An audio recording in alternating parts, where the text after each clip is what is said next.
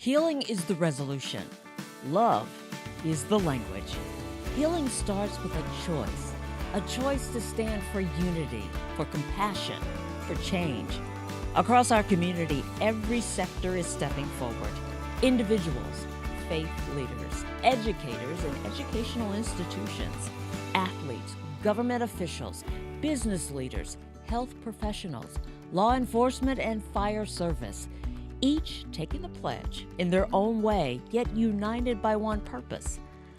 Because when we all choose healing, our community moves, our city breathes, and hope comes alive. Join the movement. Take the pledge at www.the411live.org. Print your pledge. Take a picture holding the I took the pledge and post it on your social media page with the hashtag the411live. Hashtag I dare you to heal. Now, I dare you to heal.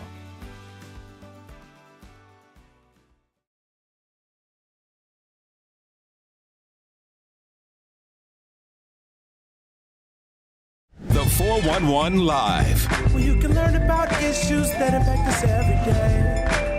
State of world, 411 Live. Real people, real talk. Made to help people in our community in every way. For your girl, 411 Live. What is the reason your neighborhood looks the way it does? The reason certain schools were better funded? The reason opportunity stopped at one block and not the other was written into the deed of a house nearly 100 years ago. Hello, I'm Beverly Taylor, and this is the 411 Live, Real People, Real Talk. Today, we're talking about a groundbreaking University of Wisconsin-Milwaukee project that mapped more than 32,000 racially restrictive covenants across Milwaukee County. My guests joining me, three people, outstanding people, UWM professors Dr. Ann Bonds and Dr. Derek Handley, the researchers behind Mapping Racism and Resistance in Milwaukee County, and Mary Roberts, who is a very valuable volunteer for this project. First of all, I just want to thank you all for coming, getting all three of you here at one time. You know, that's no small feat with your busy schedules. I really wanted to talk about this because your work proves that segregation didn't just happen. Mm-hmm. Right? Mm-hmm. And I think that is so important. It was planned, it was enforced, it was passed down, and it still resonates with us today. Mm-hmm. So there are tons of questions that I have, and just a little bit of time to do it. So we're just going to jump right in. But first of all, for the listeners who may not be familiar with all of this, can you kind of give us kind of a definition of a racial covenant? Racial covenants were clauses that were inserted into property records that restricted who could own, occupy, or live on a property. So just who could be there. And often there were terms and conditions set around this. There could be language about which groups of people would be excluded. And also there was often a very disturbing clause that was attached to the covenants that would say, no person other than the white race could be on said property unless in the role of domestic servant. So these really reveal the racism and the racial hierarchies that existed at the time. And the language is just right there embedded within language about other kinds of restrictions that might happen, restrictions on the color of the home or the kinds of animals that can be kept on a property, right, embedded within that language, excluding human beings from being in a certain plot of land.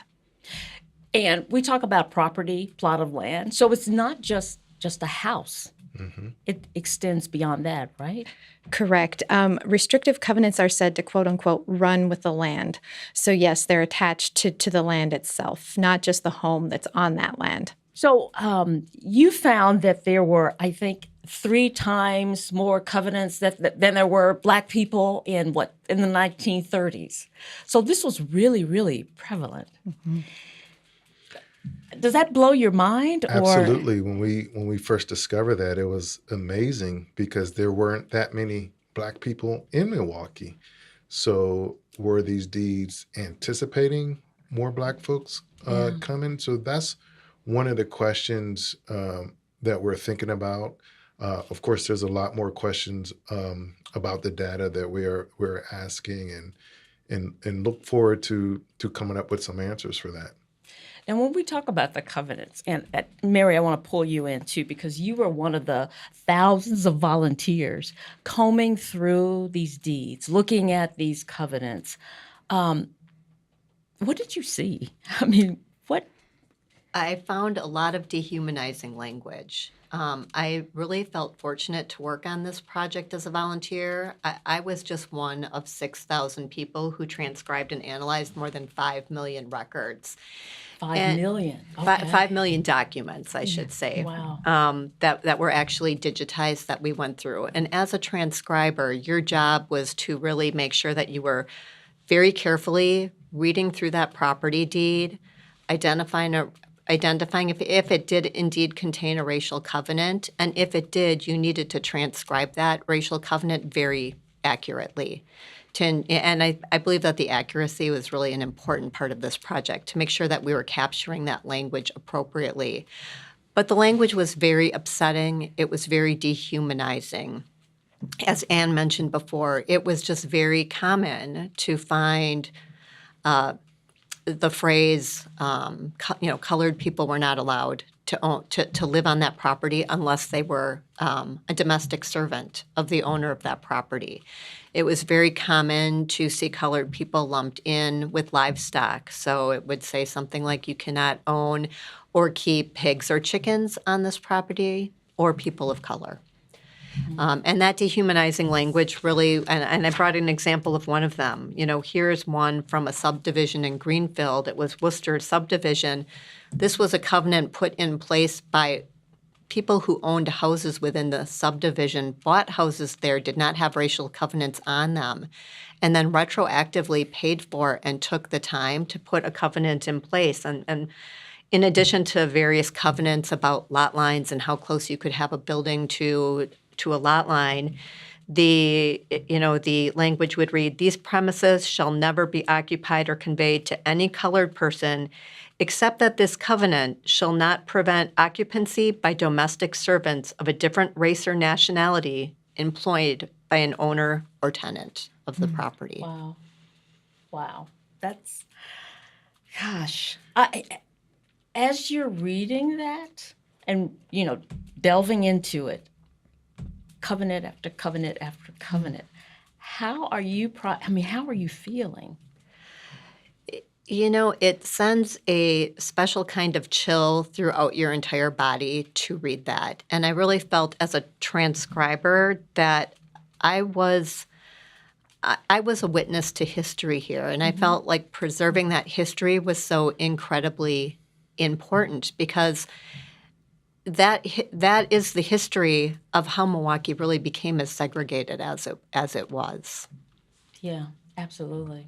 You have also mentioned that there are people who see these, say they're looking at their deed and they see that covenant in there and they want it off. Get that off my deed. But you're saying they should stay. That's my philosophy of it, that I feel that by removing these racial covenants from property deeds, we would be erasing part of our history. And I think it's really important for us, not only transcribers, but our community as a whole, to bear witness to what happened. Yeah. I mean, these racial covenants were really a blueprint, a systematic blueprint that was put in place to enrich and allow for generational wealth building with one segment of the population, and it locked out another segment of the population. It's incredibly unfair and unjust. And I think that we can't understand how we can correct some of the racial inequities and social justice problems we have today unless we understand why we have them and why they're in place. Right. Yeah, absolutely. So listening to her, this is a volunteer. Yes. And you guys, you jumped into this project Did you find much more than you expected? I think when we started this work, we didn't really start out thinking about a set number. We were curious, but, because researchers have always known about racial covenants. We've known that they've existed, but the problem is it's really difficult to have a systematic method to be able to identify all of them.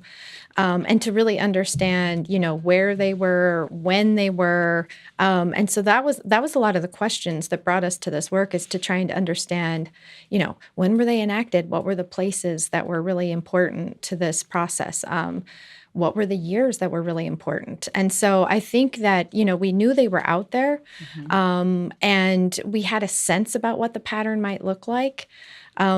And so, but there were surprises. That the number was the number of finding and identifying, 32,506 covenants is it's mind blowing, especially contrasted against that statistic you mentioned a moment ago, that's 3 times as many Black people that even lived in Milwaukee County at the time. It really says something about the intention of these racial covenants and about their purpose in terms of their implementation. And so we do really see kind of a spatial pattern. I'm a geographer, so of kind of thinking about what it looks like. The covenants really surround the city. And in many ways, that's perhaps not too surprising to see them kind of surrounding in the predominantly white suburbs. But some of the surprising things, one thing we saw is that, there are a lot of racial covenants in neighborhoods that are, kind of part of the central part of the Black community today in the northwest side of Milwaukee. So, thinking across, north of Sherman Park into Sunset Heights and Roosevelt Heights and Enderus Park, and in the northern portion of Metcalf Park, these are places where there are racial covenants. And so they really tell us something about, the history of that those neighborhoods and how they've changed over time as a consequence of these racial dynamics. Yeah. And it also shows that there was a lot of white flight. Yes, absolutely. Yeah. So those racial covenants were put in place and they held for a generation or so. But then as families, as Black populations grew via the late Great Migration to Milwaukee, and, those populations pushed northern and kind of western, from the kind of central area that were predominantly Black areas prior to this period because of the racial covenants and all those things that combined Black people. Then white people started moving out and fleeing further into extensive suburban areas. So we see that pattern really taking place in the northwestern side. Yeah. Derek, white is not the same white as it was back then. Some people will be surprised that, it's not only Black people who are mentioning these covenants. Right. I mean, Black was always excluded. Right. But there were other groups that were included in some of the covenants. We found covenants where they were excluding Italian people. We found covenants that were excluding Mexican people. We found covenants if they were not a U.S. citizen. Mm-hmm. So it was inclusive, if you will, diverse and inclusive in who they were trying to keep out in certain areas.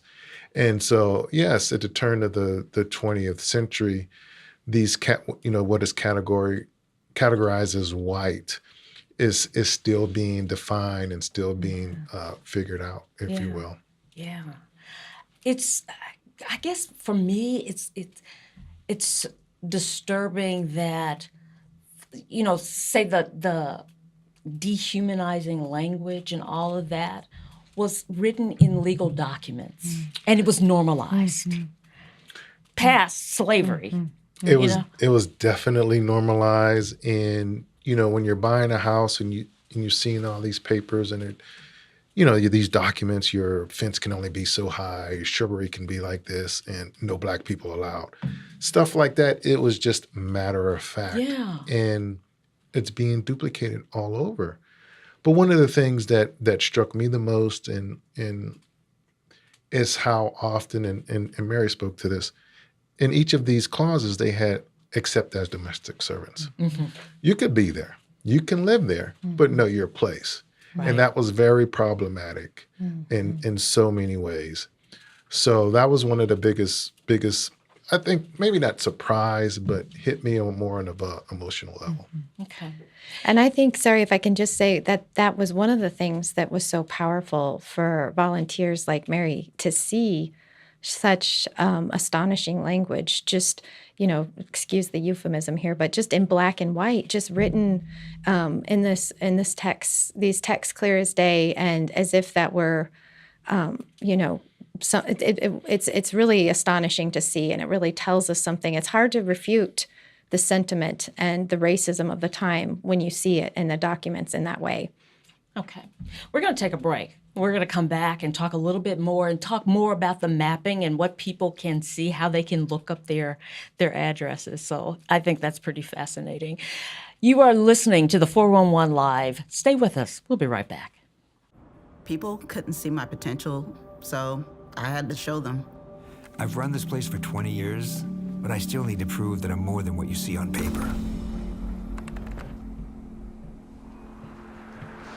Today, I'm the CEO of my own company. It's the way my mind works. I have a very mechanical brain. Why are we not rethinking this? I am more. I'm more than who I am on paper.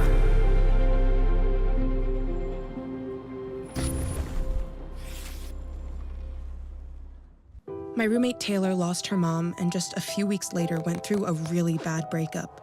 She felt hopeless. She kept a gun for protection. And I just couldn't let something preventable happen. I pressed pause. I filed a firearm restraining order to temporarily remove the gun. It wasn't easy for Taylor, but she got the help she needed. Learn more at illinois.gov/pause to heal. Welcome back to the 411 Live. I am here joined by Dr. Ann Bonds, Dr. Derek Handley, Mary Roberts. We're talking about this incredible project, Mapping Racism and Resistance in Milwaukee County, talking about those racial covenants that people still have on some of their deeds. So we're talking about the mapping. I mean, you look through, and Mary, you were combing through these documents, looking for these covenants, and now you're able to map it out, and people are able to go to the website and plug in their address. They can zoom in on the map and find just basically right now, if kind of hover over where your neighborhood is, you can get to your actual lot, and you could see if your property had a racial covenant. You can also just look all over the county, look and see if grandma's house or your cousin's house, or you can just get a sense of what certain neighborhoods look like if you're curious about them, to see. And you can kind of, if you're interested to learn more, you could click on that, and it would give you the language of the racial covenant that is attached to that property. And you could also see the year it was implemented and even the names of the parties involved. So there's a lot of information there that kind of just allows people to start understanding more. It's often one of the questions that people have when we talk about this work over the past several years while we've been working on it, is people are curious, like, wait, where's my house? Can you zoom in over here? And in some cases they're like, I knew it, or in some cases, they're surprised if they don't see them. So it's a great way for people to kind of just learn more about, what did the neighborhood look like? Were there racial covenants prevalent where I'm living, or was this a neighborhood that didn't have many? And so it's kind of a way to find yourself within the research itself. Right.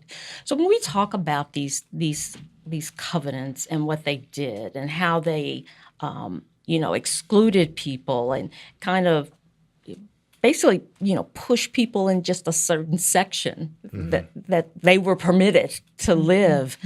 How does that factor into today's society where, schools, housing, the wealth gap, all of those things? How do you see the connection? I think the wealth gap is the number one connection, where you see where these covenants are situated, and you may look at like the price of the values of those homes now compared to other parts of Milwaukee. And when they were building these homes, that was part of the sale, the exclusionary aspect, restrictive neighborhood. I mean, they were proud of it. I think Correct me if I'm wrong, Wauwatosa had a sign that said highly restricted community. It said Wauwatosa City of Homes, like you're entering City of Homes, restricted zoning. Yep. Right. Wow. Yep. Right. So the wealth gap over time, I did a little research. Zeddy Hyler was one of the first African Americans, was the first of African American to buy property and build a home in Wauwatosa. And I looked at the property of that value of that home now, which some of his family still lives there, based off of and compared it to where he used to live in the north side of Milwaukee. And we're talking hundreds of thousands of price difference. So if he had never left, what would that home be worth today? What would he be able to pass down? Right, right. Now, we went into, you had federal funding for this project, Mm-hmm. and then you lost that federal funding Yes, before spending it all. correct. Yes, unfortunately. Were you surprised? There were so many sweeping changes that were happening last spring, a lot of cuts to federal agencies. And so I think a lot of researchers were just kind of watching things unfold and had their fingers crossed that, maybe their grant would be secure. So I think we were just kind of seeing what would happen in that period of Right. time. It was a lot of confusion and transition. I think, too, and I'm sure you don't want to say it, but I think, too, having that racism in the name of the project probably made you a target. Yes, I think that I mean, Absolutely. we definitely fall into a category of research that maybe was being scrutinized. Yes, And that's unfortunate because what are the drawbacks or the things that we are missing if we exclude this kind of information or we try to cover it up, we label it as divisive, and we say, okay, we're stepping away from that. We don't want to talk about that.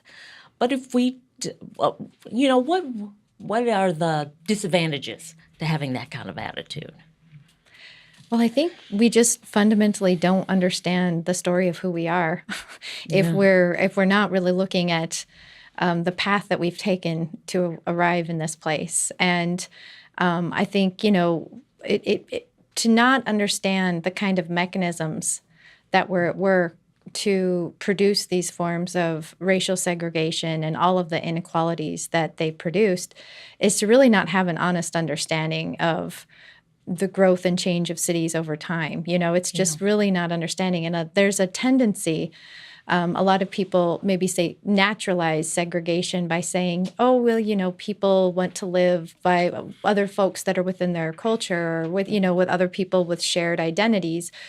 But, really when we look at the early part of the 20th century in America, there were so many efforts to ensure and to make sure that racial segregation happened, be it these racial covenants that excluded entire neighborhoods or portions of the city from people who were not white, other kinds of lending restrictions, practices of redlining, which come later, urban renewal. All these things worked to produce the kinds of racial inequalities that we see in our city. It's not just, it isn't just the way it is. It happened intentionally, by design, and through a whole range of interlocking policies and practices.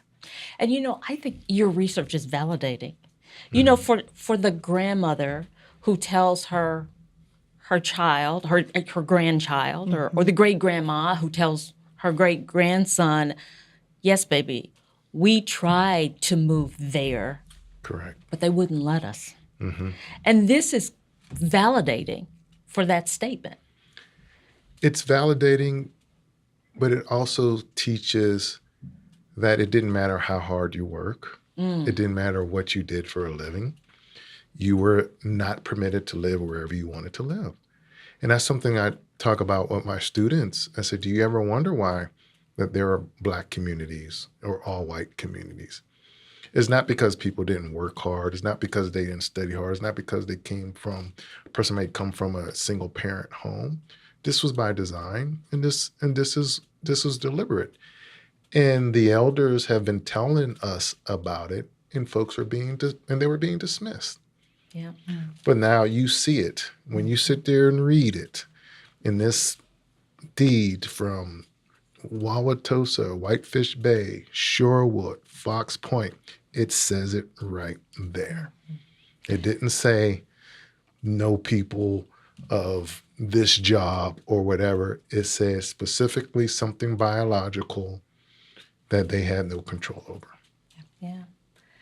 I think one other important element about this work is it really takes off this veneer of, where racism happened in the United States and where racism continues to happen. There's this idea and this mythology in our country when we talk about racism that, it's concentrated in the South and the South is segregated.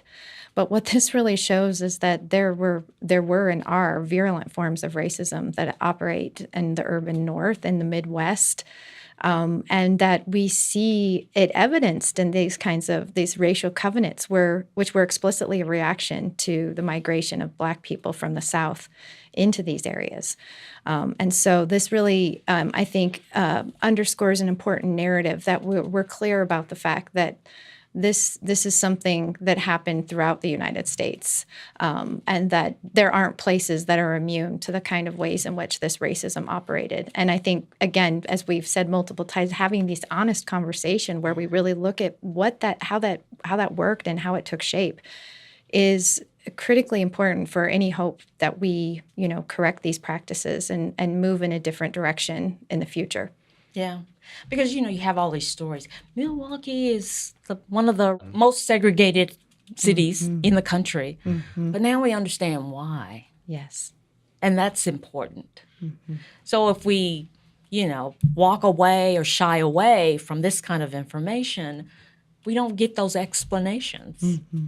So that's why I think it's so important. Mm-hmm. Yeah. Right. And I think it's part of the larger puzzle as well, the larger system, if you will, with the covenants, with banks not giving out loans, landlords not renting, places out. It's a part of a larger puzzle that speaks to the segregation of Milwaukee.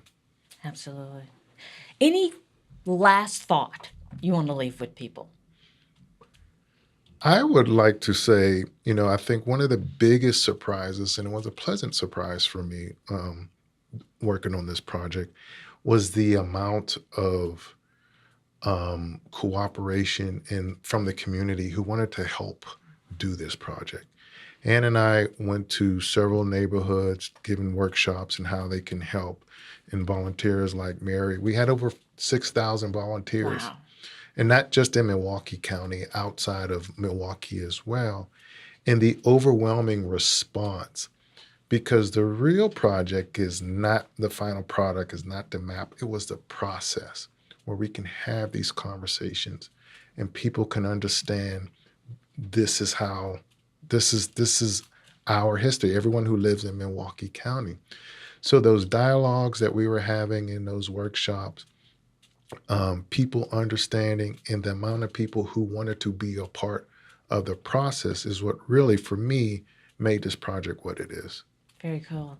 So if somebody wants to find that map, what's the best route? Yes, we encourage you to just type mapping racism and resistance into Google or to any web browser, and you can include UWM. Our website will pop right up on that page, and you'll find more information about racial covenants as well as the map itself. The map has different layers, and it's on a timeline, so you can use it as a resource. We could not have done this work without all of the people who participated in this project. And this project doesn't belong to us, it belongs to all of us in Milwaukee. And just sharing that we'll be continuing to update the website. This is kind of the website 1.0, if you will. And we're developing new content, and so there will be more stuff that is added to this, and the website will be updated. So we hope that people can use it as a resource for them. Excellent. Thank you all for joining us. Thank you. Thank you. Dr. Ann Bonds, Dr. Derek Handley, Mary Roberts. This is incredible work, and I'm so thankful that you have done it and you continue to do it, because it's evolving, and I love that. So thank you all for being here.